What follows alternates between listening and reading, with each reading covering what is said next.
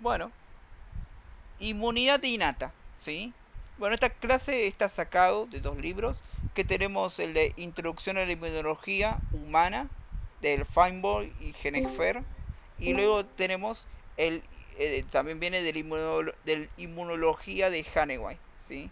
Entonces, todo este contenido viene, obviamente, de estos libros. Listo. Ahora, la inmunidad innata se va a caracterizar porque es inespecífica, ¿sí? Va a estar compuesta por células y componentes humorales, es de nacimiento, uno cuando ya nace tiene la inmunidad innata y es algo inmediato, es nuestra primera línea de defensa. Una bacteria, un virus ingresa y se va a topar con la inmunidad innata, ¿sí? Va a ser siempre la primera respuesta frente al antígeno, ¿sí? Y va a formar parte también las barreras de nuestro cuerpo, ¿sí? Las barreras que impiden que ingresen el agente patógeno, eso también va a formar parte de la inmunidad innata. Entonces, ¿qué tenemos que decir de la inmunidad innata? Habíamos visto que era inespecífico, pero al mismo tiempo es específico.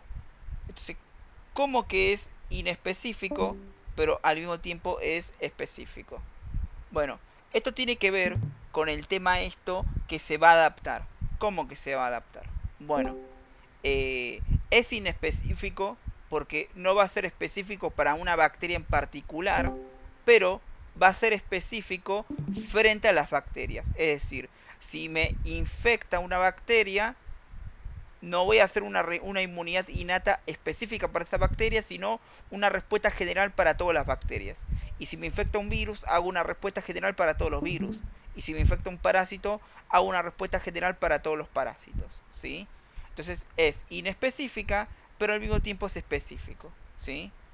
Y entonces los distintos agentes patógenos que me van a infectar son obviamente hongos, virus, bacterias, parásitos unicelulares que son los protozoos y parásitos pluricelulares que son los helmintos, ¿sí? Entonces las barreras naturales tenemos, entonces, ¿cuáles son los componentes de la inmunidad innata? Bueno, son tres componentes en particular, ¿sí? Los tres componentes son las barreras naturales, que tenemos las barreras físicas y químicas, ahí tenemos la piel, ahí tenemos el epitelio respiratorio, digestivo y genitourinario, tenemos los factores humorales, donde ahí están los componentes solubles, ¿sí? Ahí van a estar el sistema de complemento, las citocinas, la proteína de fase aguda, los RRP solubles, los anticuerpos naturales, y luego por otro lado tenemos las células, ¿sí? En las células tenemos los neutrófilos, eosinófilos, basófilos, mastocitos, células NK, monocitos, macrófagos, células dendríticas, células de origen no hemapoyético, epiteliales, endoteliales, ¿sí? Entonces, este gráfico nos va a servir mucho. ¿Por qué? Porque cualquier agente infeccioso que nos quiera generar la enfermedad, primero tiene que atravesar nuestra barrera natural, que suele ser nuestra piel, nuestra mucosa, ¿sí? Ahora, intercalado a la piel y a la mucosa, hay una célula dendrítica que está entre el epitelio, ya sea de la piel, de la epidermis o de la mucosa, que son las famosas células de Langerhans, ¿sí? Van a estar alrededor del epitelio. Son células dendríticas que van a ser especiales y se llaman células de Langerhans. Luego, cuando atraviesa la piel, se va a encontrar con lo siguiente: células dendríticas, macrófagos, anticuerpos específicos, anticuerpos naturales, sistema de complemento y mastocitos, ¿sí? Entonces, esta sería nuestra primera línea de defensa. Ahora, después, cuando se genere, eh, cuando la bacteria, el virus, el parásito ingrese al interior, nuestro cuerpo va a llamar células de apoyo, células inmunitarias de apoyo que van a responder frente a lo que nos ataca. Es decir, acaba de ingresar, por ejemplo, una bacteria. ¿A quién van a llamar? Bueno, van a llamar neutrófilos y macrófagos. acaba de ingresar, por ejemplo, un virus. Bueno, van a llamar principalmente células CNK, ¿sí? Acaba de ingresar, por ejemplo, un parásito. ¿A quién llaman? A los eosinófilos. Es por eso que decimos que es inespecífico, pero a la vez es específico. Si me infecta una bacteria es inespecífico porque no voy a hacer no voy a hacer una inmunidad innata para esa bacteria, pero voy a hacer una inmunidad innata para todas las bacterias, ¿sí? Bueno, y entonces el agente infeccioso puede pasar por vía respiratoria, vía el tracto urogenital, vía el tracto digestivo, vía ocular, ¿sí? Vía por piel cutánea, vía hematógena, vía vertical, ¿sí? Puede atravesar por múltiples vías, ¿sí? Bueno, entonces como dijimos, nuestro primer componente es esto de la barrera natural, ¿sí?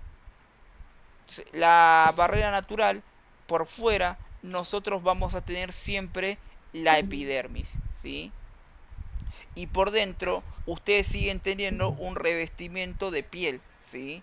El cual, como se encuentra dentro de una cavidad, se va a llamar mucosa, ¿sí? Entonces, cualquier agente patógeno que quiera ingresar, siempre se va a topar con piel. No es que adentro de tu boca vos tenés una herida abierta por donde va a entrar el agente patógeno. No, siempre hay piel, ¿sí? Y entonces, entonces esta primer barrera, el cual de nuestro cuerpo, la cual es esta barrera de piel, ¿sí? Va a tener distintos mecanismos por el cual impiden que el agente infeccioso ingrese. Va a tener va a tener va a tener mecanismos físicos, químicos, mecánicos, microbiológicos. Entonces, físico sería la continuidad de lo físico sería la continuidad de la piel, porque la piel siempre es continua, nunca hay una apertura, nunca hay un agujero para que ingrese la bacteria. Químico sería lo del pH. La piel tiene un determinado pH que permite que algunas bacterias crezcan y otras no. Y mecánico sería, por ejemplo, a nivel de la epidermis, eso de la descamación, que se va recambiando la piel de manera constante. Entonces la piel que se adhiere en la superficie, como hay una descamación continua, esa bacteria termina volando junto con la piel que hace descamación.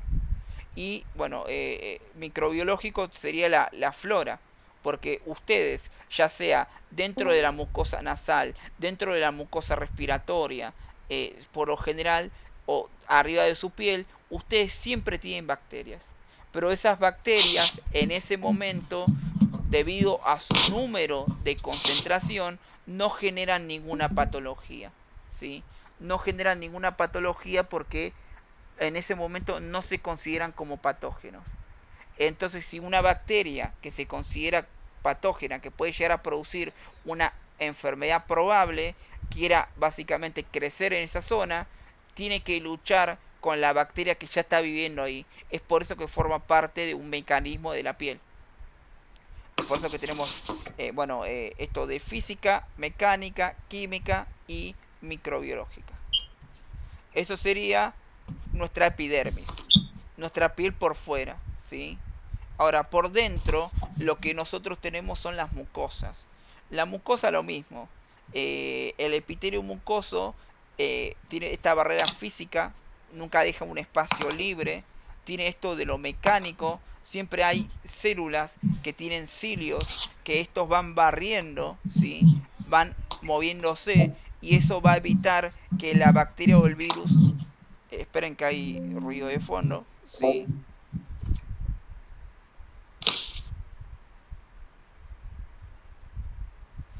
Entonces tenemos esto básicamente de estas células, estos cilios que se mueven, que van a este movimiento ciliado genera un efecto de barrido, expulsando los agentes infecciosos que llegan a tocar la piel. Y químicas, porque la mucosa siempre está con una capa de moco. Esta capa de moco impide que la bacteria o el virus llegue a tocar la piel, ¿sí? Y bueno, y luego tenemos esto del epitelio intestinal que va a tener a nivel intestinal, el epitelio de nuestro intestino tiene dos capas externas de moco y además de eso tiene células de Globet y tiene una lámina propia que secreta plasmocito secretor de IgA. Que bueno, eso lo vamos a ver más que nada cuando veamos inmunidad de mucosas en GAL. Así que este tema lo salteamos. Ahora, algo importante para decir es que todas las células de nuestro cuerpo tienen lo que nosotros conocemos como RRPs, ¿sí? Es decir, todas nuestras células de nuestro cuerpo, o la gran mayoría, no solamente las células inmunes, van a tener los llamados RRP, ¿sí?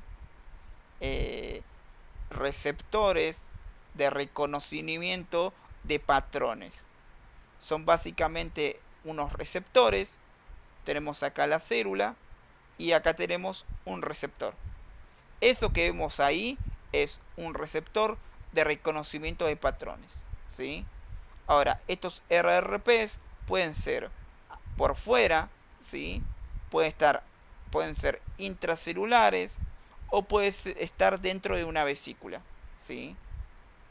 Ahora, esos RRPs pueden reconocer, algunos reconocen PAMPs y otros reconocen DAMPs. Los PAMPs serían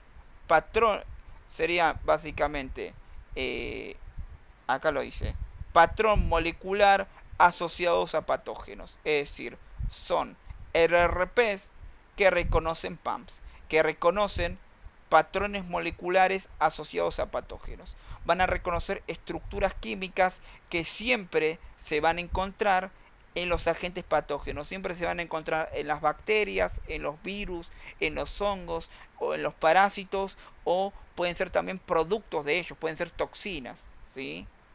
Y estos PAMPs son básicamente expresados por los distintos microorganismos patógenos, ¿sí? Los cuales estos lo expresan todo el tiempo y son esenciales para su capacidad infectiva y para su sobrevida. Si no lo expresan, se muere la bacteria, se muere el virus, ¿sí? Entonces, gracias a que este RRP reconoce el PAMP, va a poder detectar a las bacterias, a los virus, a los hongos, a los parásitos, ¿sí? Entonces, ¿cuál sería el ejemplo? Bueno, pueden ser lípidos, hidratos de carbono, proteínas, lipoproteínas, glucoproteínas, ácidos nucleicos. Por ejemplo, puede ser LPS, peptidoglicano, ácido lipotecoico, un ARN de doble cadena, ¿sí? También pueden detectar sustancias producidas por los antígenos como toxinas. Y por otro lado, las células y las células de la zona y las células antígenas, digo, las células inmunes, también pueden llegar a reconocer los DAMPs. Los DAMPs serían, ¿sí? DAMP, patrones moleculares asociados a daño, ¿sí? Son señales indicativas que se produjo un daño en la zona, ¿sí? Son sustancias químicas que por lo general no se encuentran por fuera de la célula, se encuentran solamente dentro de la célula. Entonces, cuando se liberan, estas células reconocen que hay una célula dañada, ¿sí? Entonces, esto termina generando una respuesta que por lo general suele ser proinflamatoria o de quimiotaxis, ¿sí? Esto puede ser, por ejemplo, el ATP, proteína de shock térmico, ADN, ARN, ¿sí? Esos serían los PAMPs y los DAMPs, ¿sí? Y estos PAMPs y DAMPs, por un lado, los tienen las células inmunes y por otro lado también los tiene el mismo epitelio por donde es infectado, ¿sí? Entonces, estos RRPs habíamos visto que pueden ser extracelulares, se pueden encontrar intracelulares siendo citosólicos o se pueden encontrar dentro de una vesícula. Entonces, ahí son endosomales, ¿sí? Y estos RRPs pueden ser de 5 tipos. Receptores de tipo TOL, que son TLR, de tipo lectina, que son de tipo C, CLR, de tipo NOT, que es NLR, de tipo RIC1, que es RLR, los receptores depuradores o scavenger, ¿sí? Entonces son múltiples RRPs que cada uno tiene distintas características, ¿sí? Entonces acá tienen, ¿sí?, unas características en donde se encuentran, ¿sí? Por ejemplo, los de tipo TOL se pueden encontrar a nivel extracelular o a nivel endosomal. Los de tipo NOT a nivel citoplasmático, los de lectina C a nivel citoplasmático, ¿sí? Y los depuradores o scavenger, ¿sí?, están ubicados a nivel extracelular o citoplasmático, ¿sí? Y nada, hay múltiples receptores, ¿sí? Dependiendo de la universidad, te van a pedir que los sepas a detalle o simplemente saber nombrarlos, ¿sí? Por lo menos en nuestra facultad te piden solamente conocerlos, ¿sí? No te piden saber sobre estos receptores a detalle. Ok, entonces, ¿qué es lo que va a pasar acá? Cuando una bacteria acaba de ingresar, un virus acaba de ingresar, logró penetrar, logró burlar esta barrera natural, ingresó acá y se va a topar con estas células, con estos componentes inmunes de la inmunidad innata. Estos componentes de la inmunidad innata, ¿sí?, van a generar, lo primero que van a hacer una vez que reconozcan mediante sus RRPs al antígeno, lo que van a priorizar es iniciar una respuesta inflamatoria, ¿sí? Entonces, en la respuesta inflamatoria se va a generar una alteración a nivel del endotelio, ¿sí? Entonces, lo que se va a generar es que estos vasos sanguíneos de la zona van a pasar de vasoconstricción a vasodilatación. Esto va a aumentar lo que es el flujo sanguíneo, para que a esa zona donde acaba de ingresar la bacteria, el virus, el hongo, llegue mayor cantidad de sangre, ¿sí? Y por otro lado, lo que también se va a provocar es que se activen acá, en la zona donde ingresó el antígeno, en este endotelio, en estas paredes de este vaso sanguíneo, las moléculas de adhesión, las MAC, las moléculas de adhesión celular. Esto va a permitir que los distintos glóbulos blancos que pasen por esta zona puedan pegarse a la pared y de esa manera puedan llegar al sitio infeccioso. De esa manera puedan llegar al sitio por donde ingresó el virus, la bacteria, el parásito, ¿sí? Entonces con esto va a generar el dolor y el enrojecimiento, ¿sí? El enrojecimiento es porque genera un aumento del flujo sanguíneo, el aumento de la temperatura porque aumenta el flujo sanguíneo y la hinchazón del sitio porque aumenta el líquido de la zona por la vasodilatación. Entonces el proceso inflamatorio, el cual me lo va a producir múltiples células inmunes, me va a servir para atraer a a distintas estirpes celulares. Me puede atraer eosinófilos, neutrófilos, macrófagos, células NK, basófilos, ¿sí? Entonces me van a aumentar el sistema de complemento de la zona, las células NK, macrófagos, neutrófilos, plasmocitos, eosinófilos, basófilos, linfocitos CD8, distintos perfiles de linfocitos T y anticuerpos, ¿sí? Y recuerden que el primero que llega siempre es el neutrófilo. El neutrófilo en un par de minutos empieza a hacer, más o menos llega en una cantidad de millones a la zona. Y después el macrófago tarda más o menos entre 2 a 3 días en llegar. Entonces, básicamente, cuando se produce una respuesta inflamatoria, se van a liberar citocinas, las cuales tienen una acción quimioatractante, es decir, van a reclutar una estirpe celular específica. Por ejemplo, algunas quimiosinas atraen neutrófilos y macrófagos, otras quimiosinas atraen solamente eosinófilos, ¿sí? Entonces, se van a liberar distintas quimiosinas que van a atraer distintas estirpes celulares, ¿sí? A su vez, en la zona también se van a liberar múltiples factores de crecimiento para estimular la multiplicación de estas estirpes celulares, para que estos neutrófilos que estén llegando se sigan multiplicando y de esa manera esté llegando de esta manera siempre esté llegando una cantidad permanente, ¿sí? Y también esto de las citocinas proinflamatorias que van a producir la respuesta inflamatoria, que sería la vasodilatación y el aumento de las MAC, de las moléculas de adhesión del endotelio. Además también en el proceso inflamatorio lo que se va a estimular es que a nivel del hígado se sintetice más RRP soluble y sistema de complemento. Entonces, vamos a saltar un par de diapositivas, ¿no? Entonces, básicamente, cuando yo inicio una respuesta inflamatoria, voy a liberar citocinas proinflamatorias que van a inducir la inflamación.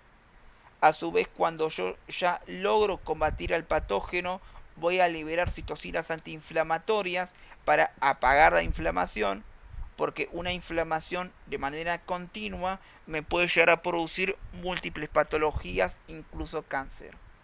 Y también en la zona lo que voy a liberar son factores de crecimiento y siempre quimiosinas, ¿sí? Hay, por ejemplo, interleuquinas, interferón, factor de necrosis tumoral, factor de crecimiento transformante. Todas estas quimiosinas van a traer distintos estirpes celulares, ¿sí? Entonces, a nivel del foco infeccioso, en el lugar donde ingresó la bacteria, el virus, voy a estar combinando estas distintas sustancias, ¿sí? Entonces, ¿cómo funcionan esto de las quimiosinas? ¿Cómo atraigo a un neutrófilo en específico? Bueno, yo libero estas quimiosinas, ¿sí? O sea, yo tengo distintas células inmunes que van a liberar quimiosinas en la zona cuando se produzca el reconocimiento del antígeno, y estas quimiosinas lo que van a hacer es primero van a dirigirse a la sangre. Entonces, cuando viajen en la sangre, lo que van a producir es que se van a unir a un receptor de quimiosinas de una estirpe celular específico. Y cuando se una a este receptor, esto va a provocar que esta célula inmune siga el camino de las quimiosinas, que vaya de donde hay menos quimiosinas a donde haya más quimiosinas. ¿Dónde va a haber más quimiosinas? En el foco infeccioso, ¿sí? En ese lugar va a haber, hacia ese lugar va a migrar. Entonces, cuando la célula inmune se active uniéndose a la quimiosina, va a ser esto de la extravasación leucocitaria, ¿sí? Donde primero, en esta zona, primero va a haber vasodilatación, porque se está produciendo una respuesta inflamatoria. Al haber una vasodilatación, lo que va a pasar es que esta célula inmune va a poder tocar las paredes, ¿sí? Entonces, cuando empiece a tocar las paredes, primero lo que va a hacer es el famoso rolling, ¿sí? Entonces, ocurre primero lo que es el rolling, que es el rodamiento de leucocitos sobre el endotelio. Ahí es cuando, gracias a que hay una vasodilatación, lo que va a pasar es que esta célula inmune va a empezar a tocar, lo que son las paredes del endotelio, cosa que normalmente no lo hace. Y cuando empiece a tocar, va a realizar uniones débiles, uniones reversibles, uniones de menor afinidad, con distintas moléculas que se encuentran a nivel del endotelio, ¿sí? Entonces, ¿qué uniones hace básicamente? Bueno, hace L-selectina con la P-selectina y la E-selectina. Y también hace con la PCGL1, ¿sí? Más que nada con selectinas, ¿sí?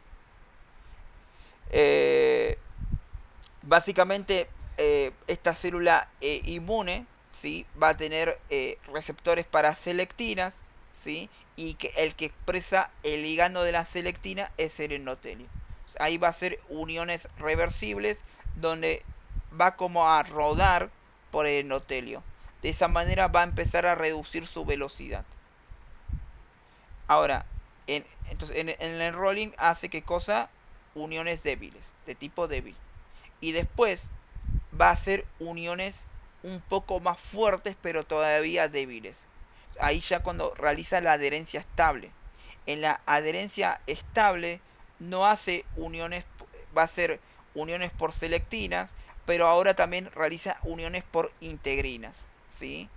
Y ahí es cuando logra una adherencia estable y esta célula inmune se queda inmóvil pegada al endotelio.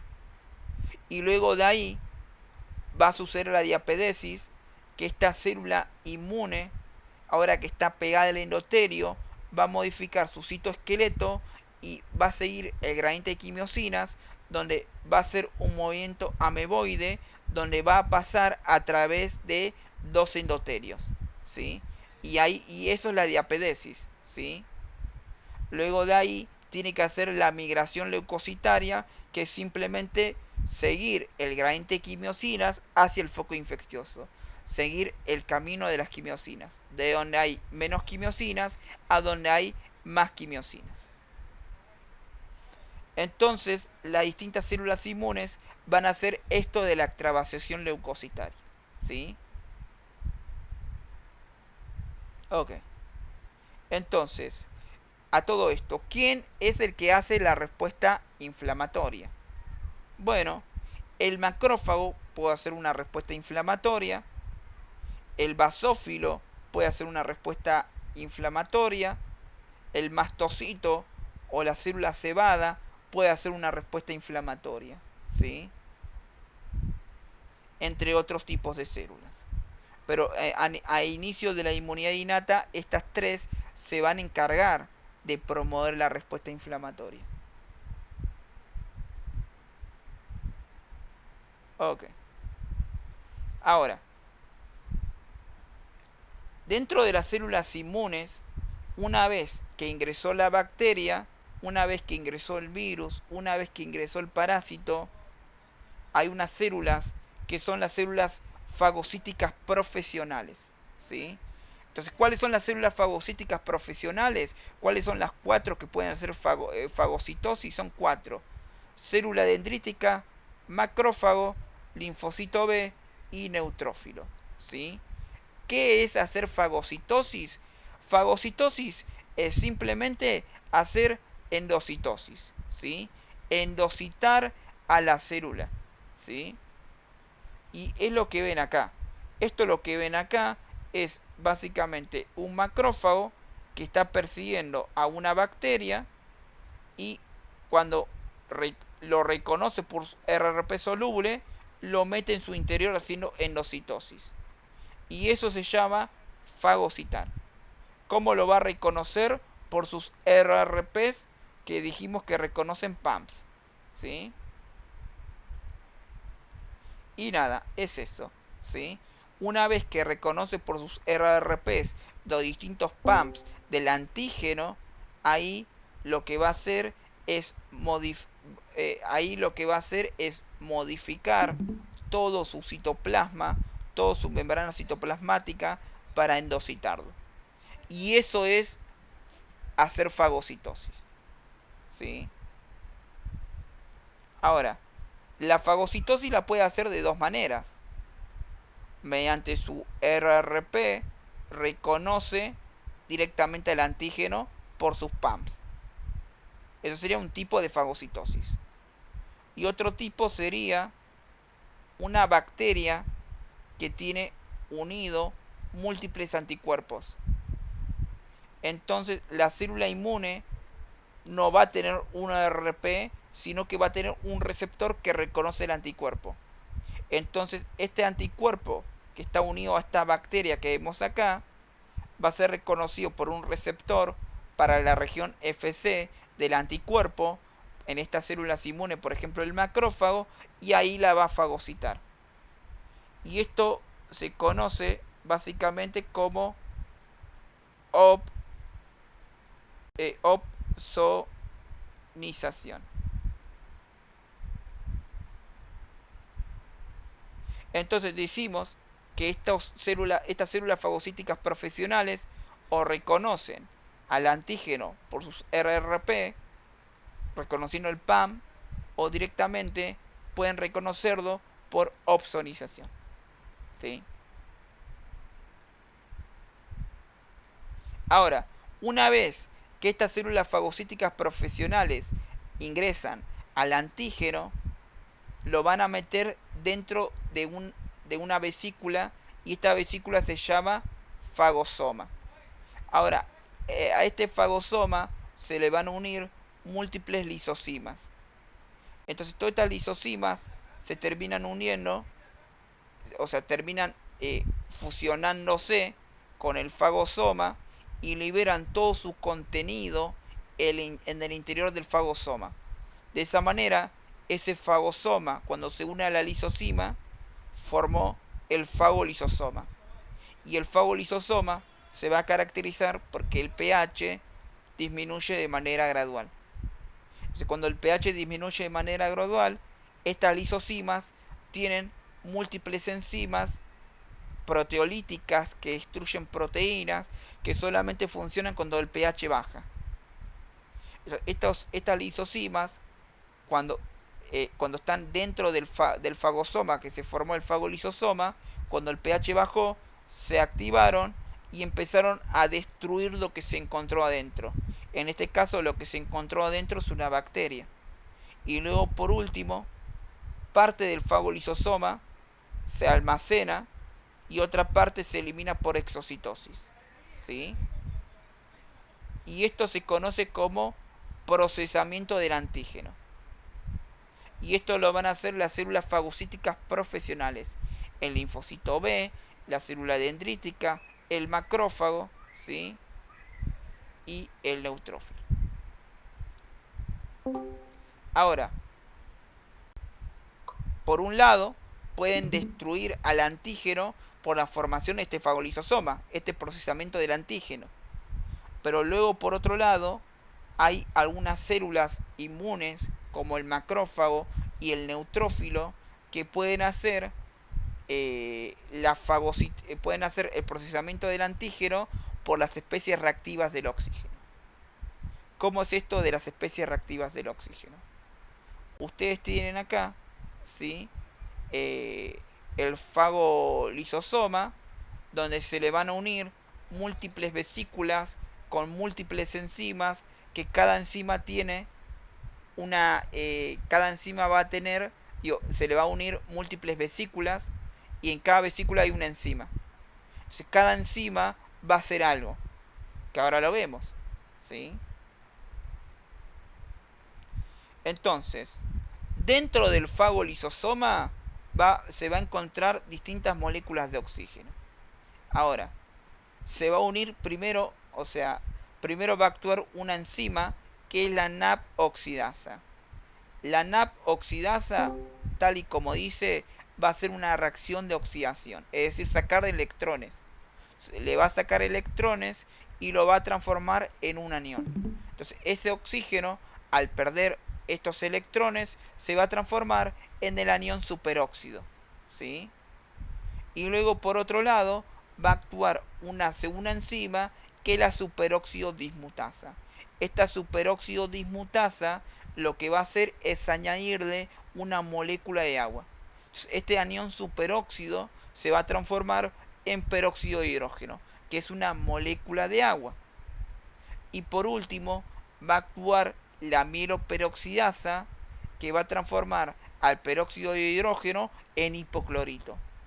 Y la mieloperoxidasa le va a unir a este peróxido de hidrógeno un bromo, un yodo o un cloro.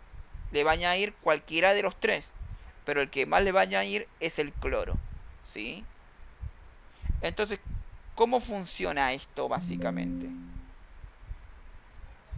Ustedes tienen acá, por ejemplo, un macrófago, ¿sí? Entonces, acá va a tener un RRP, que es extracelular. Este RRP tranquilamente puede ser RRP del TOL, ¿no? Entonces, acá aparece una bacteria. La bacteria acá está expresando los PAMPs. Entonces, como lo reconoce por su RRP el PAM, la fagocita. De esa manera, mete a la bacteria dentro de un fagosoma, el cual se termina transformando después en un fagolisosoma. Entonces, con eso debería digerirlo. Hay a veces que esto no alcanza y va a tener que activar las IRO, las especies reactivas del oxígeno. Entonces, en ese fagolisosoma que yo tengo acá, por ejemplo, vamos a dibujarlo en violeta, yo tengo acá una vesícula que tiene la enzima de la mieloperoxidasa. Acá tengo otra enzima que tiene la enzima de la superóxido dismutasa. Y acá tengo otra enzima, otra vesícula que tiene la enzima NAP oxidasa. Tiene la enzima NAP oxidasa. Entonces, estas vesículas que yo tengo acá se unen acá y van a liberar su enzima dentro del fagolisosoma. Entonces, dentro del fagolisosoma voy a tener la mieloperoxidasa, la napoxidasa y voy a tener la superóxido dismutasa. Voy a tener las tres. Y como acá yo tengo oxígeno, voy a transformar el oxígeno en todo lo que dijimos. Voy a transformarlo en anión superóxido, en peróxido de hidrógeno y en hipoclorito. Y vos me dirás, ¿para qué me sirve generar anión superóxido? ¿Para qué me sirve generar peróxido de hidrógeno? ¿Para qué me sirve generar hipoclorito? Bueno, el peróxido de hidrógeno es agua oxigenada. Es tóxico para la bacteria, también para la célula, ¿sí? El hipoclorito tiene cloro, es similar a la lavandina. Entonces, para la bacteria la hace pelota. Y el anión superóxido tiene una acción similar al alcohol. Estos tres compuestos que se van a formar dentro del fagolisosoma son muy tóxicos para la bacteria, ¿sí? Y nada, es eso, ¿sí? Ahora, ¿cuáles son las células que activan las especies reactivas del oxígeno? Específicamente dos: el macrófago y el neutrófilo. El neutrófilo lo activa 24/7 y el macrófago necesita una segunda activación para activarlas. Si no, no las activa. Entonces, ¿quién es el que me da la segunda señal de activación? Bueno, por lo general, lo voy a explicar acá muy sencillo, ¿sí? Yo tengo acá un macrófago que acaba de fagocitar a esta bacteria y esta bacteria y esto va a ser un fagosoma. Ahora, a este fagosoma se le van a unir las distintas lisosimas y van a formar un fagolisosoma. Ahora, dentro de este fagolisosoma había acá un RRP que me va a reconocer los PAMs. Entonces, este RRP que se encuentra dentro de este fagolisosoma va a reconocer la bacteria. Entonces, cuando esto sense que la bacteria no murió por estas lisosimas, va a generar, va a producir una señal para que se secrete interleuquina 12, ¿sí? Y esa interleuquina 12 termina viajando a los ganglios linfáticos para estimular el perfil TH1 del linfocito T. Y el perfil TH1 libera interferón. Interferón de tipo 2 y el gamma. El interferón de tipo gamma, acá en el macrófago, me va a activar la ciro, ¿sí? Entonces, si yo quiero activar la ciro en el macrófago, tengo que hacer todo este quilombo, ¿sí? No entonces, el macrófago no siempre hace especies reactivas del oxígeno. El que hace siempre especies reactivas del oxígeno es el neutrófilo. Es por eso que el neutrófilo solo aguanta una fagocitosis y luego se muere, ¿sí?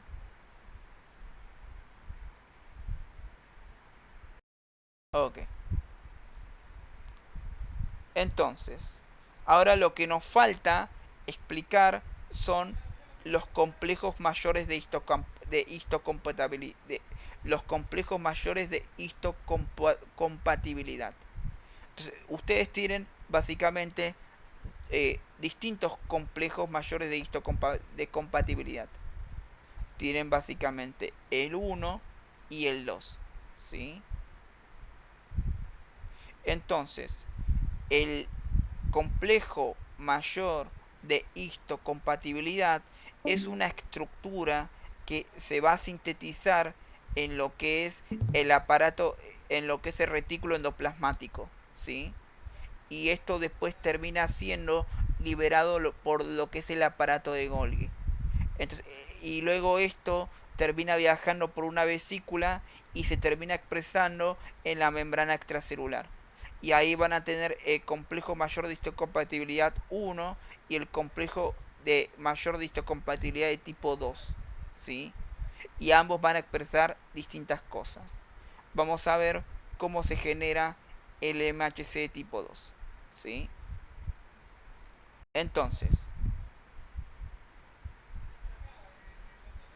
lo que ustedes van a tener acá es lo siguiente. Ustedes tienen acá una célula inmune, ¿sí? Y esta célula inmune puede ser, por ejemplo, una célula dendrítica, puede ser un macrófago, ¿sí? Estas dos en particular, ¿sí? Ah, y también tenemos el linfocito B. Estas tres en particular van a expresar MHC de tipo 2. Ok.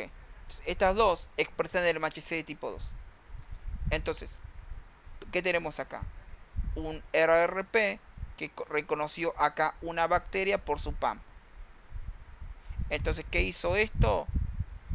Lo endocitó, formó el fagosoma. Ahora este fagosoma se le van a unir múltiples lisosimas y formó el fagolisosoma, ¿sí? Esto era fagosoma, fagolisosoma. Y luego el, lo que le sobró lo eliminó por exocitosis, pero una parte quedó acá almacenada, ¿sí? Entonces, en esta parte, en este segmento que quedó almacenado, como yo tenía acá enzimas proteolíticas, me quedaron fragmentos proteicos del antígeno, ¿sí? Y esos fragmentos proteicos del antígeno lo voy a utilizar para el MHC de tipo 2. Entonces, en el retículo endoplasmático rugoso, yo voy a sintetizar el MHC de tipo 2. Y el MHC de tipo 2 tiene un sitio de unión a proteínas. Entonces, como estos MHC de tipo 2, se le va a unir una proteína para ocupar ese sitio de unión a proteínas, que es esto que vemos acá, que es la proteína chaperona. De esa manera, en el retículo endoplasmático rugoso se produce el MHC de tipo 2 y en su sitio de unión al péptido va a haber unido una proteína chaperona. Esto después de retículo endoplasmático rugoso pasa al aparato de Golgi. Y en el aparato de Golgi se va en forma de vesícula, como se ve acá. Entonces, en la vesícula que tenemos, el MHC de tipo 2 más la proteína chaperona. Ahora, esta vesícula se termina chocando con los restos del fagolisosoma. Y cuando se choca, como en este fagolisosoma todavía hay enzimas proteolíticas, me van a degradar la chaperona. Y cuando me degrade la chaperona, estos restos proteicos de la bacteria, alguno se va a unir en el sitio de unión al péptido. Y luego esta vesícula, por exocitosis, termina expresándose a nivel de la membrana extracelular. De esa manera, este linfocito B, esta célula dendrítica, este macrófago, van a expresar en el MHC tipo 2 una proteína no propia, una proteína que proviene, ¿sí? Que proviene de algo que acaban de fagocitar, ¿sí? Eso sería el cómo yo sintetizo el complejo mayor de histocompatibilidad de tipo 2. Diferente es el complejo de histocompatibilidad de tipo 1. Yo, para el tipo 1, voy a tener lo que es el proteosoma. Es decir, yo tengo acá la célula. Y esto va a suceder en todas las células. Entonces, las células, vamos a tener, todas las células expresan MHC de tipo 1. Excepto cuál, el glóbulo rojo. Y las células presentadoras de antígenos profesionales van a expresar el MHC de tipo 2. ¿Sí? Que habíamos dicho que era linfocito B, habíamos dicho que era macrófago y habíamos dicho que era neutrófilo. ¿Sí? Listo. Ahora, todas las células, como ustedes saben, por dentro tienen múltiples proteínas. Una proteína acá, otra proteína acá, otra proteína acá. Estas proteínas tienen fecha de vencimiento. Llega un momento donde hay que degradarlas, destruirlas. No pueden estar de manera continua. Entonces, dentro del citoplasma tienen básicamente un complejo, un complejo multienzimático llamado proteosoma. Este proteosoma va degradando las proteínas viejas, ¿sí? Para que no haya un exceso de proteínas. Ahora, para que suceda eso, primero la proteína tiene que ser seleccionada, se le va a unir una proteína más chiquita a la proteína que va a ser degradada y de esa manera va a poder ser reconocido por el proteosoma. Y eso es lo que va a pasar acá. Yo tengo básicamente a nivel del citoplasma el proteosoma, ¿sí? Que me va a reconocer proteínas que están dentro de la célula, que fueron previamente marcadas y me las va a degradar formando proteínas más pequeñas. Ahora, todas estas proteínas más pequeñas terminan ingresando a retículo endoplasmático rugoso por una proteína canal llamada TAP. Entonces, mediante la TAP van a poder ingresar. Y una vez que llegan a lo que es el retículo endoplasmático rugoso, acá lo que va a pasar es que no se sintetiza la proteína chaperona. Por lo tanto, estas proteínas que provienen del proteosoma se van a poder unir a este sitio de unión al péptido. Y bueno, y después de ahí sale por lo que es el aparato de Golgi en forma de vesícula y se expresa a nivel extracelular.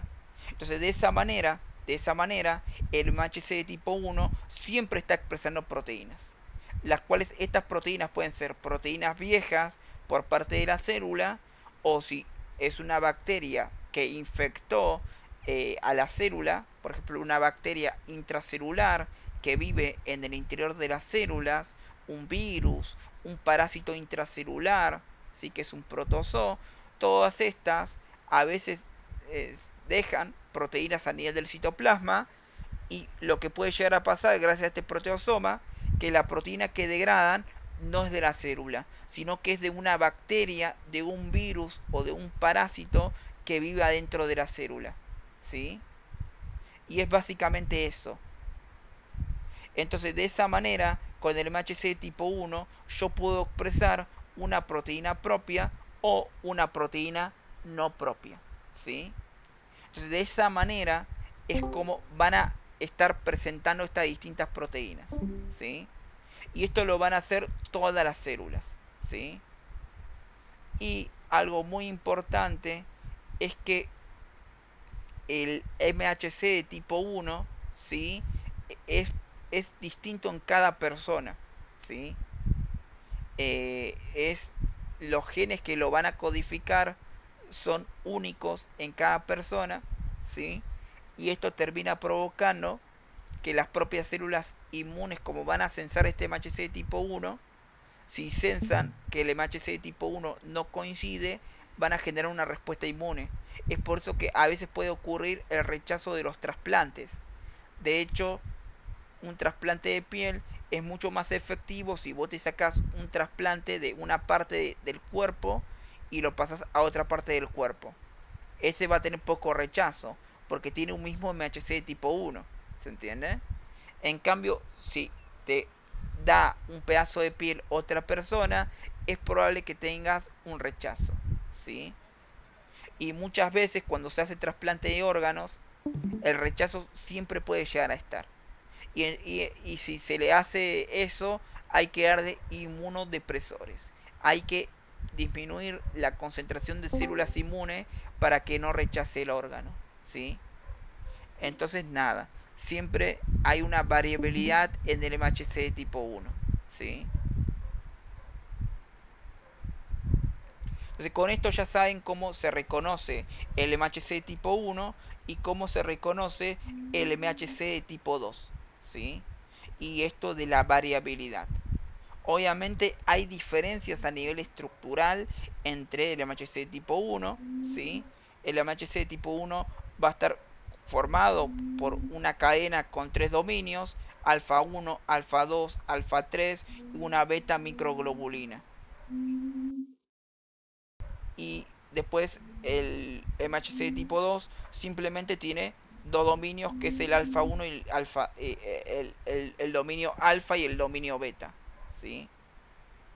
Donde tiene el dominio alfa 1, alfa 2, beta 1 y beta 2. Tiene dos cadenas, ¿sí? Pero bueno, eso no es tan importante. Entonces, viendo esto, pasamos directamente al cómo se lee esto, ¿sí? Entonces, ¿qué es lo que va a pasar acá? Ok, el MHC tipo 1 va a ser leído por dos células principales, el linfocito TCD8 y la célula NK, la célula Natural Killer. En cambio, el MHC tipo 2 se va a ser leído principalmente por el linfocito T, ¿sí? Entonces, la célula dendrítica, el macrófago y el linfocito B le van a presentar el MHC tipo 2 al linfocito T y ese se va a encargar de leerlo. En cambio, el MHC tipo 1 va a ser reconocido por el linfocito T, ¿sí? Y también va a ser reconocido por el linfocito T CD8 y por la célula Natural Killer, ¿sí?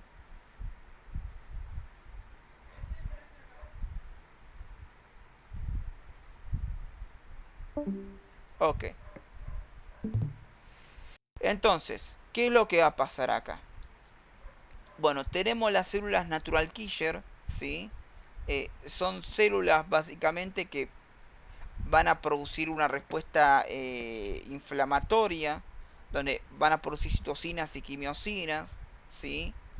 Y van a encargarse de leer, se van a tomar la molestia de leer el MHC tipo 1 de todas las células del cuerpo, ¿sí?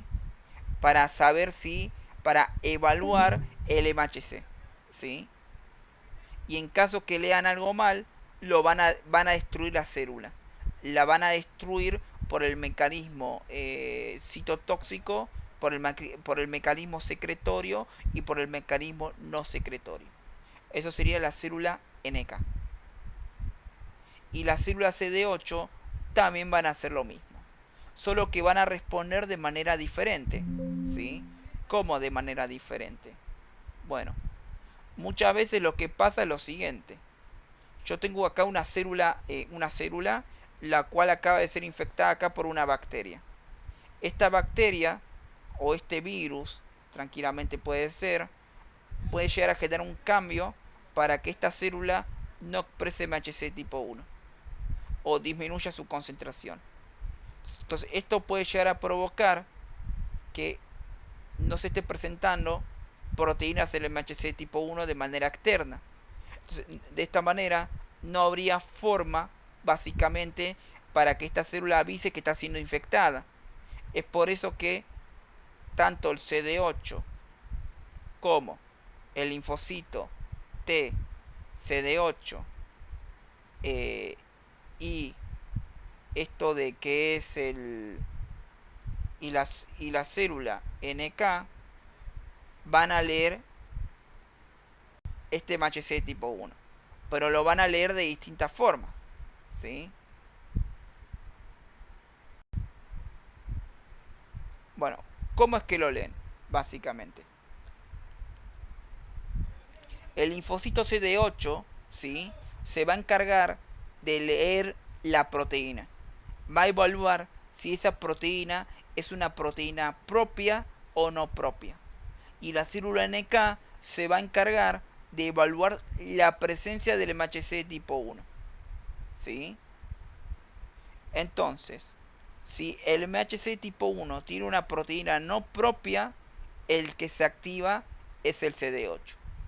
Y si esa célula, por acción de la bacteria, del virus o del agente patógeno, no está expresando MHC tipo 1, el que se va a activar es la célula natural killer, la célula NK.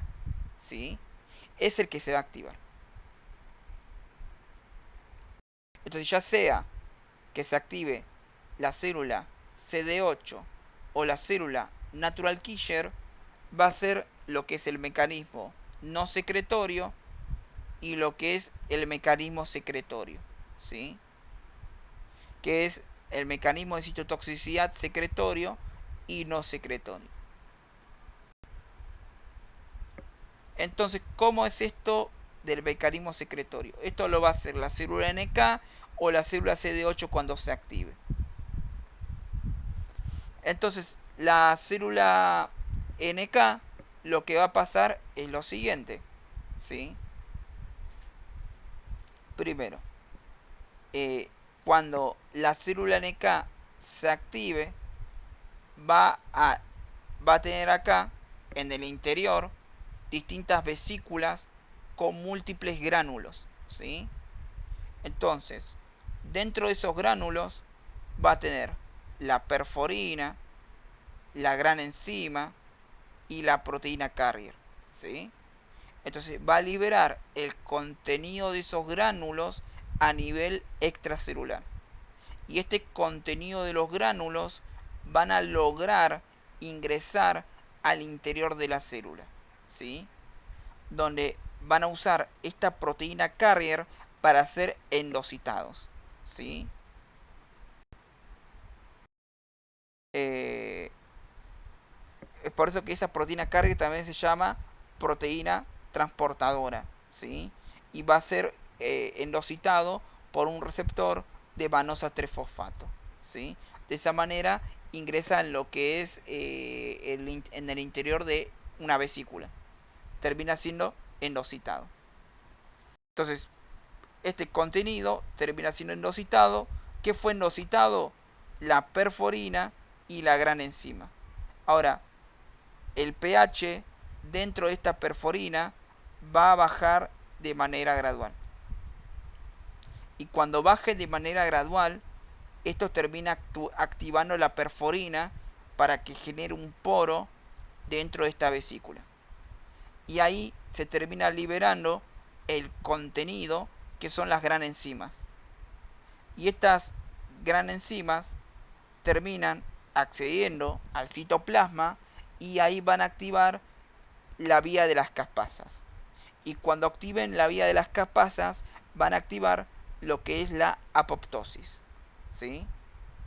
La muerte celular programada. Y luego, por otro lado, tenemos lo que es el mecanismo no secretorio. Entonces, en esto que es el mecanismo no secretorio, lo que va a pasar es lo siguiente, ¿sí? Cuando la célula NK o el CD8 se va a activar, lo que va a pasar es que van a almacenar esto que es el Fas ligando dentro de una vesícula. Y cuando se active, van a expresarlo a nivel extracelular. Entonces van a activar este ligando, ¿sí? Y todas las células expresan un receptor para ese ligando, que se llama el Fas. Entonces cuando ese Fas entre en contacto con ese ligando, que es el Fas L, van a básicamente producir, van a terminar produciendo lo que es la activación de la vía de las caspasas 8. Y esto termina básicamente produciendo la apoptosis de la célula. Entonces, cuando, cuando la célula NK o la célula CD8 reconozcan, se activen, básicamente, van a producir mecanismo de citotoxicidad secretorio o no secretorio. Cualquiera de las dos pueden activar, ¿sí?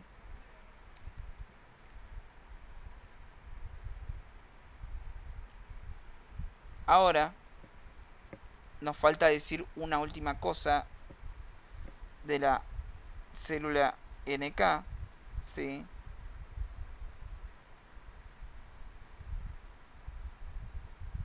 Eh, acá está. Ok. Esta célula NK no solamente se va a activar de esta manera. O sea, habíamos visto, acá tengo una célula que está siendo infectada y acá viene una célula NK. Entonces, esta célula NK tiene acá un receptor que reconoce la presencia o ausencia del MHC de tipo 1. Pero además de ese receptor, tiene acá otros receptores, ¿sí? Otros receptores que reconocen otras cosas. Todos estos receptores verdes van a reconocer distintas moléculas que van a desencadenar la activación de la célula NK. En cambio, este receptor que reconoce la ausencia o presencia del MHC de tipo 1, cuando lo reconozca, va a producir la inactivación. Entonces, cuando la célula NK se activa, es porque las células, las señales, las señales activadoras superaron a las inactivadoras. Porque la principal inactivadora es la presencia del MHC tipo 1, ¿sí? Así es como se activa la célula NK. Ahora, esta célula NK no solamente se puede activar de esa manera, ¿sí? Sino que muchas veces lo que va a pasar acá es que yo tengo acá una célula que está siendo infectada, y esta célula infectada en este segmento empieza a expresar una proteína del antígeno. Y luego viene acá y se pega un anticuerpo. Bueno, esta célula NK va a tener un receptor para la región FC del anticuerpo, y cuando lo reconozca, ahí se activa. Esta es otra forma de la cual la célula NK se puede activar, ¿sí?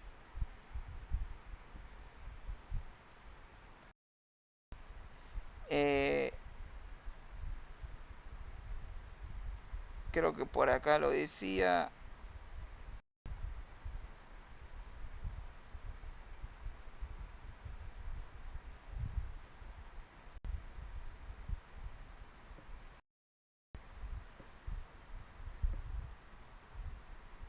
Ahí está. Eso se llama citotoxicidad dependiente de anticuerpos, el cual va a ser realizado por la célula NK, ¿sí? Y nada, o lo reconoce por un anticuerpo de la manera que acabo de explicar, o por ausencia del MHC de tipo 1, porque las señales activadoras superaron a las inhibitorias.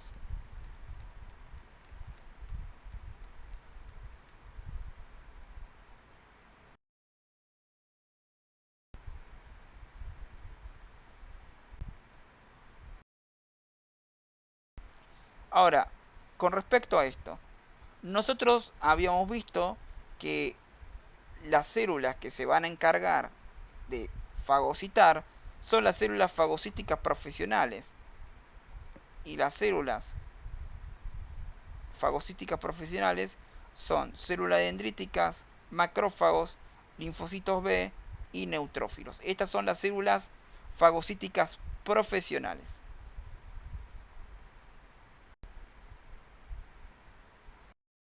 Ahora, estas células fagocíticas profesionales,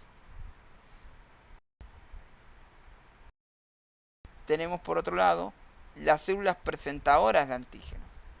Las células que van a expresar MHC de tipo 1 y MHC de tipo 2. A nivel del libro, todas las células son células presentadoras de antígeno, porque expresan MHC tipo 1. Pero las únicas que son células presentadoras de antígeno profesionales son las únicas que presentan un antígeno al linfocito T. O sea, las células presentadoras de antígenos profesionales, habíamos visto que era célula dendrítica, macrófago y linfocito B. Entonces, básicamente, lo que nosotros tenemos acá es un ganglio linfático, ¿sí? Entonces, ¿cómo es esto del ganglio linfático? Bueno, eh, el vaso linfático, a ver, vamos a hacer el dibujito, ¿no?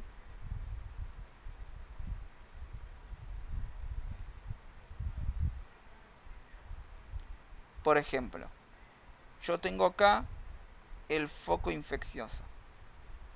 Y en este foco infeccioso, cuando ingresa la célula dendrítica, cuando la célula dendrítica acaba de fagocitar y procesar el antígeno y expresar el MHC tipo 2, o el macrófago hace lo mismo, acá va a haber un vaso linfático, el cual esta célula dendrítica y macrófago va a empezar a expresar acá un receptor de quimiosinas. Mediante ese receptor de quimiosinas va a moverse por este vaso linfático y va a terminar llegando a los ganglios linfáticos.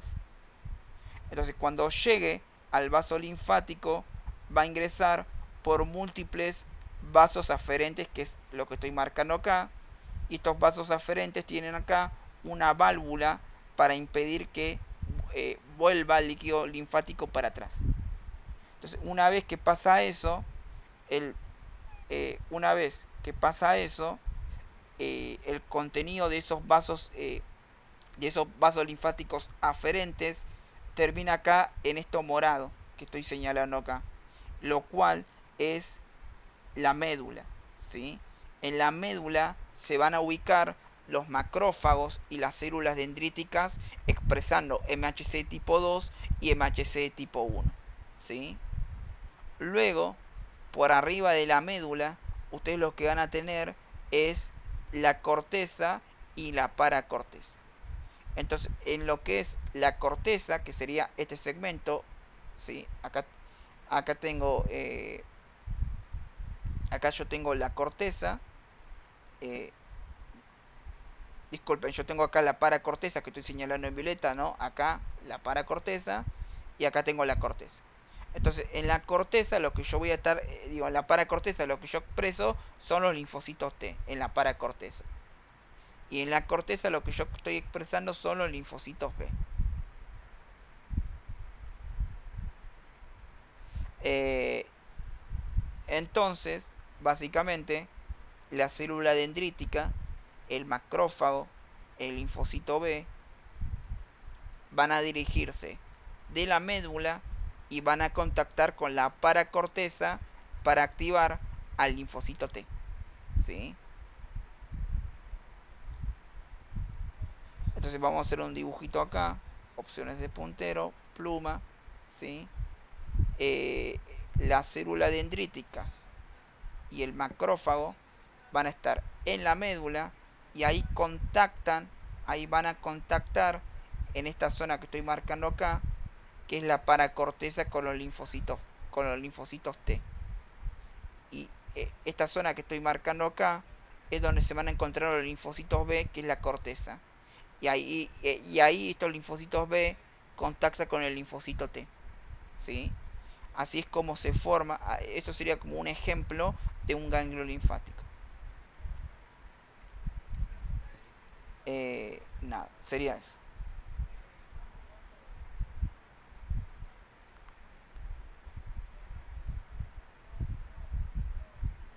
Bueno, entonces, nada. La célula dendrítica habíamos visto que se pueden ubicar en dos lugares. O se encuentra alrededor de la mucosa, alrededor de la epidermis, formando la célula de Langerhans, o se encuentran directamente en la dermis, ¿sí? Por debajo de la piel. Entonces, cuando esta célula dendrítica reconozca mediante su RRP a un PAMP, lo va a fagocitar, lo va a procesar y va a madurar. Esta célula dendrítica, cuando madure, cuando acabe de procesar el antígeno, va a expresar MHC de tipo 2, ¿sí? Y también puede expresar MHC de tipo 1, ¿sí? Entonces, una vez que sea madura, su capacidad de endocitar disminuye, su capacidad de procesamiento disminuye, pero va a expresar mayor concentración de MHC tipo 1 y mayor expresión de MHC tipo 2. Y por otro lado, este linfocito T, ¿sí?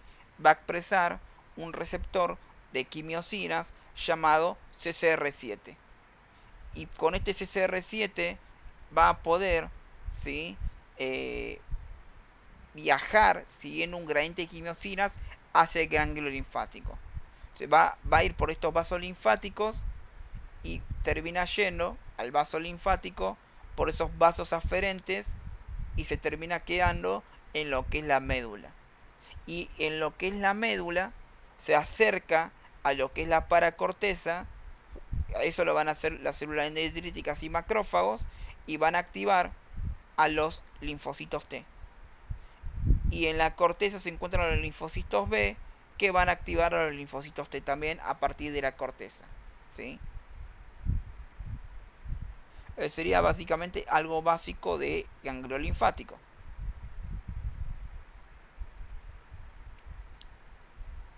Ahora, el neutrófilo por lo general se encuentra en sangre.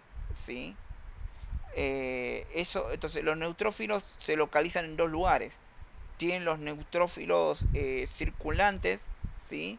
Donde por lo general se encuentran en sangre y ahí tiene una vida media de 12 a 14 horas. Terminan muriendo por apoptosis y son fagocitados por los macrófagos del hígado y del vaso, ¿sí? Y luego por otro lado tienen los neutrófilos que son marginales, que esos son los que se encuentran por fuera de la sangre. Y esos, su vida media es de 6 a 48 horas y luego mueren por apoptosis. Entonces los neutrófilos son soldados de una sola bala.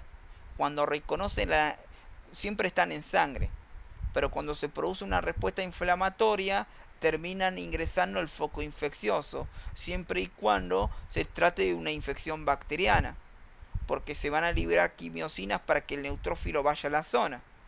Entonces, cuando el neutrófilo vaya a la zona y es una infección bacteriana, termina llegando al foco infeccioso. Y ahí, mediante sus RRPs, reconoce por su PAM al reconoce por su PAM al agente patógeno. Y cuando lo reconoce, ahí va a hacer fagocitosis. Y una vez que lo fagocita, va a hacer el procesamiento de antígenos por el fagolisosoma con estas enzimas proteolíticas y por la ciro, por las especies reactivas del oxígeno. Además de eso, puede liberar múltiples citocinas proinflamatorias y liberar quimiosinas. O sea, van a producir mediadores lipídicos de inflamación como prostaglandinas, tromboxanos, hidroxiperóxidos, leucotrienos, ¿sí? Y nada, los neutrófilos van a ser principalmente para infecciones bacterianas y infecciones de hongos. El macrófago, por otro lado, ¿sí? Se va a encontrar en la dermis, en una muy baja cantidad en los tejidos, ¿sí? O sea, en la dermis, por debajo de la piel, y otra gran cantidad se va a encontrar en lo que es el torrente sanguíneo, ¿sí? Eh, Nada, tarda alrededor de 2 o 3 días en llegar el macrófago a la zona, al foco infeccioso, ¿sí? Y el macrófago, cuando llega al foco infeccioso, va a expresar dos perfiles. Va a expresar el perfil M1, que es el perfil clásico, o el perfil M2. Obviamente, el perfil M1 es un perfil que tiene actividad fagocítica, tiene capacidad para destruir bacterias. En cambio, el perfil M2 es un perfil alternativo que simplemente tiene una respuesta antiinflamatoria y de reparación tisular. Entonces, por lo general, estos macrófagos, cuando están combatiendo la enfermedad, expresan perfil M1 y cuando terminan de expresar la enfermedad, empiezan a expresar perfil M2. Así apagan todo, ¿sí? Y sería eso, básicamente. Eh, entonces, nada, el macrófago lo que va a pasar es que también va a hacer presentación de antígenos junto con la célula dendrítica. Y el macrófago, mediante sus distintos RRPs, va a reconocer al antígeno, a la bacteria, ¿sí? Y ahí lo que va a terminar haciendo es expresar perfil M1 y lo va a procesar. Y recuerden que el macrófago solamente realiza procesamiento de antígenos por enzimas proteolíticas, y si quiere activar la ciro necesita que se active el perfil TH1 del linfocito T para poder activarlo, porque necesita interferón de tipo 2, el gamma. Y cuando logra combatirlo, pasa del perfil M1 al perfil M2 para apagar todo lo que es la respuesta inflamatoria. Y recuerden que el perfil, el macrófago, no solo tiene función como célula fagocítica, como microbicida, sino que también tiene acción secretando quimiosinas y citocinas proinflamatorias. ¿Sí? Bueno, la célula dendrítica ya lo vimos, la célula CNK ya lo vimos, y acá tenemos los eosinófilos. Entonces, estos eosinófilos básicamente son células que se encuentran principalmente en sangre, y cuando se liberen quimiosinas, que la principal quimiosina es la interleuquina 5, ¿sí? Va a provocar que este eosinófilo se dirija al foco infeccioso. Y el eosinófilo lo que va a hacer es combatir a los parásitos, principalmente parásitos extracelulares. Entonces, lo que va a pasar es lo siguiente. Eh, este eosinófilo, por sus RRPs, reconoce el PAM del parásito y ahí se activa. O si no, el parásito tiene acá anticuerpos unidos y lo va a reconocer por un receptor de anticuerpos que va a ser básicamente para la región FC del anticuerpo. Entonces, cuando el eosinófilo se activa, va a liberar el contenido de sus gránulos, que el contenido de sus gránulos tiene enzimas proteolíticas y tiene la ciro, las especies reactivas del oxígeno. Entonces, la activación y desgranulación del eosinófilo va a empezar a provocar que este parásito se vaya destruyendo de a poquito, ¿sí? Y cuando este parásito, que es bastante grande, quede en pedacitos pequeños, esto después va a ser reconocido por la célula dendrítica y el macrófago, y lo van a fagocitar, y luego de ahí lo terminan presentando como antígeno a nivel del ganglio linfático, ¿sí? Y el problema es que el eosinófilo no solamente funciona para infecciones parasitarias, sino que también funciona para reacciones alérgicas. Y bueno, con respecto a qué tienen en sus gránulos, ahí lo tienen. Dentro de sus gránulos, aparte de tener la ciro y las enzimas proteolíticas, tienen múltiples citocinas, interleuquina 2, 3, 4, 5, 6, 8, 10, 12, 13, 16, 18. También secretan múltiples quimiosinas, atrayendo otras estirpes celulares como CCL5, CCL11, etc. ¿Sí? Y también liberan múltiples mediadores lipídicos que producen, básicamente, estimulan una respuesta proinflamatoria. Por último, los mastocitos y basófilos son células que van a estar en la dermis, ¿sí? Principalmente el mastocito está en la dermis, ¿sí? Por debajo de la piel, y el basófilo se encuentra también en la dermis en una menor cantidad, pero la gran mayoría de los basófilos se encuentran en sangre. Entonces, básicamente, estas dos células van a tener adentro de ellas distintas vesículas que tienen un montón de componentes, ¿sí?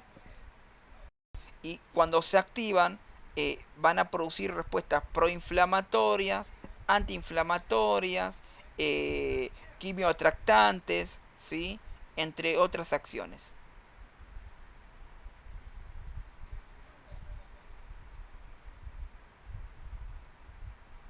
Entonces, ya explicamos los eosinófilos, la célula NK, el mecanismo secretorio y no secretorio, la diferencia entre NK y CD8, la célula dendrítica, el macrófago, el neutrófilo. Bueno, el trayecto ya lo explicamos, ¿no? Tanto la célula dendrítica como el macrófago, cuando reconocen el antígeno del foco infeccioso, expresan un receptor de quimiosinas, que es el CCR7, y con ese receptor migran, siguiendo el gradiente de quimiosinas, hacia el ganglio linfático. Y ahí, a partir de la médula, contacta con el linfocito T.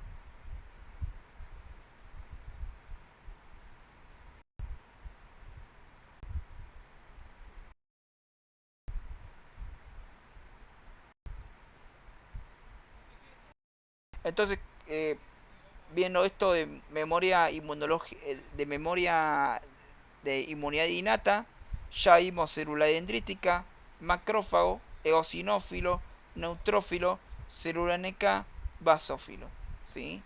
Solamente nos quedan dos cositas para ver, que son macrófagos, digo que son sistema de complemento y anticuerpos, ¿sí? Que eso lo vemos mañana, ¿sí? Porque no llegamos a explicar vía clásica, vía alternativa, mecanismo amplificador, la vía de manosa-lectina, no llegamos a explicar. No nos queda mucho que digamos. Así que eso lo vemos mañana. Así que eso sería todo por hoy. Si tienen alguna duda la pueden hacer y si no ya cortamos.